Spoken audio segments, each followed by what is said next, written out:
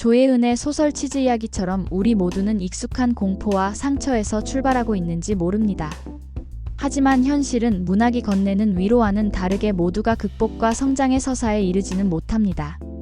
소개하는 세 권의 책에도 그렇게 무너지고 사라진 사람들의 이야기가 섞여 있습니다. 당연한 이야기지만 문학의 쓸모는 무너지고 다시 세워지는 모든 과정에 고루 담겨 있겠지요. 극한의 폭염과 폭우가 이어지는 한 주가 되겠다고 합니다. 볼만한 이야기가 있는 책 한 권 곁에 두시면 어떨까요? 첫 번째 도서는 바다의 국경 섬을 걷다입니다. 저는 섬에서 태어나고 자란 사람입니다. 우리의 국경을 지키고 있는 수많은 섬과 그곳에 사는 사람들의 이야기를 전하고자 이 책을 쓰게 되었습니다. 사실 바다의 국경을 이루고 있는 많은 섬들 속에는 잊히기엔 아까운 이야기들이 곳곳에 숨겨져 있지요. 저는 그런 이야기들을 찾아 나섰고 이 책은 그 이야기들을 담고 있습니다. 섬에서의 삶은 늘 따뜻했고 그 환대 속에서 배가 불렀습니다. 제가 떠난 뒤에도 그 감동은 마음속에 깊이 남아 있었습니다.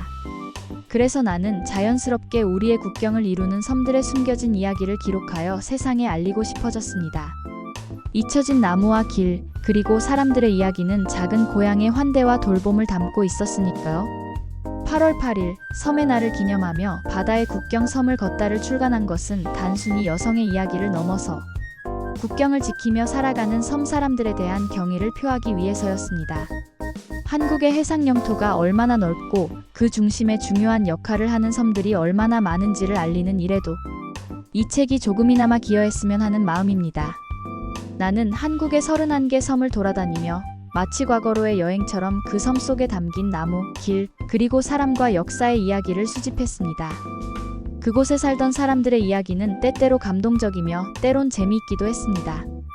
나무와 길 이야기에서는 우리가 그동안 무심코 지나쳤던 자연의 소중함을, 사람과 역사의 이야기는 잊힌 이들의 흔적과 그들의 삶의 무게를 느끼게 해줍니다. 이 책을 통해 섬에는 우리가 꿈꾸던 세상, 잃어버린 고향, 그리고 삶의 공동체가 있음이 느껴지길 바랍니다. 여전히 발견되지 않은 수많은 섬들의 이야기가 있지만 그중 일부라도 여러분과 함께 나눌 수 있다면 충분합니다.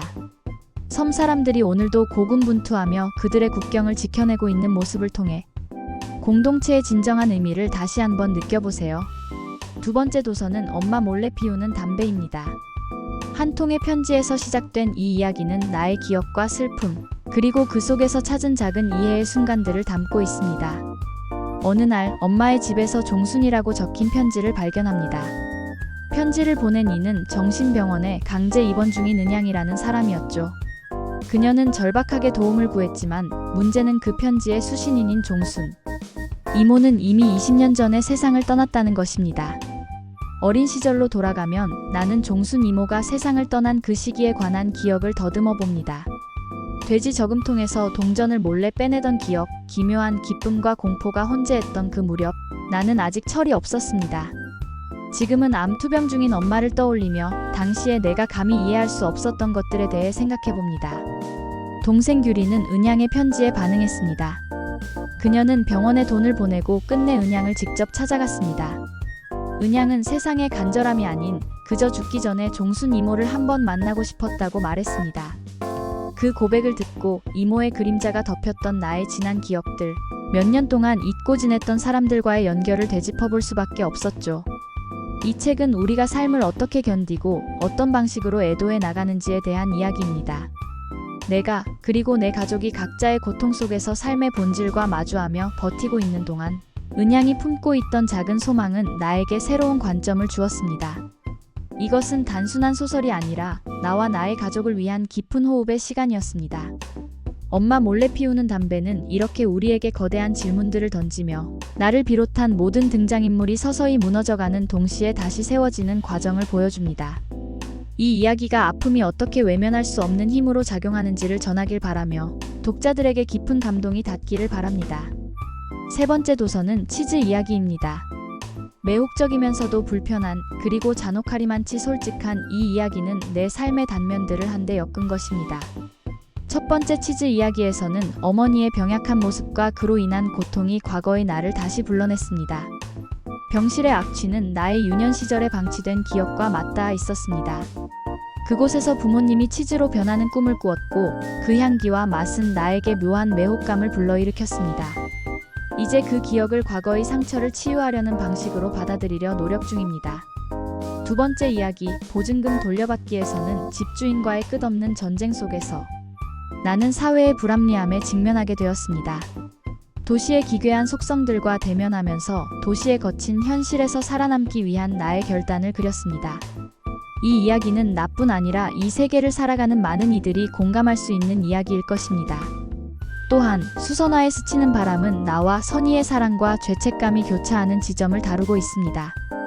엄마의 강압 아래 나는 스스로를 희생하며 선의를 위해 많은 것을 포기했습니다. 그러나 선의의 성공을 바라보면서 나는 우리 관계의 균열을 직면하게 됩니다.